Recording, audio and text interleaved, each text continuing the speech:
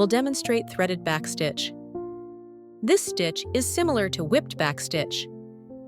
Difference is thread isn't pulled tight, while whipped back stitch thread is tight. When stitching, leave a U-shaped curve on fabric. First stitch a row of back stitch as foundation. Come up at right end of line. Stitch 1 forward. Come up 1 stitch distance ahead. Return to first stitch entry point and take down. Continue coming up forward. Return and take down. Following these operation steps, complete all remaining lines. When stitching, keep stitch spacing consistent. Take down. Next, we'll thread the top. Come up at middle position of first segment on right.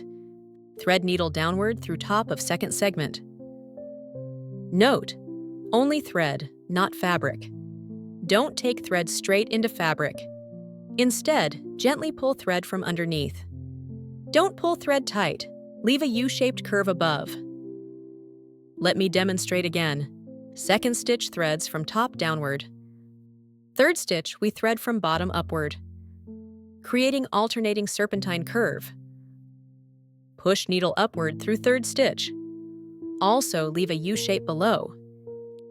If worried about accidentally pulling tight, you can hold it down with finger so it won't move.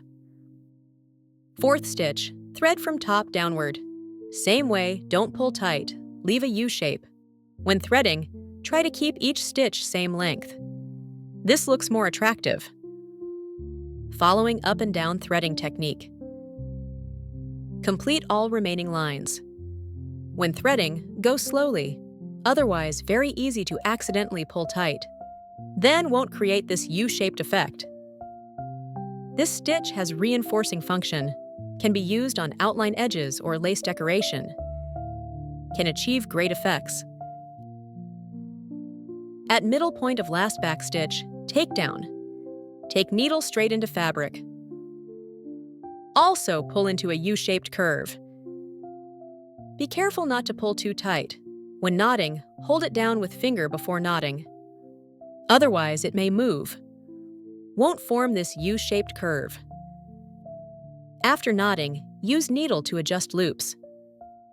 To make it look more attractive, let's see the finished effect.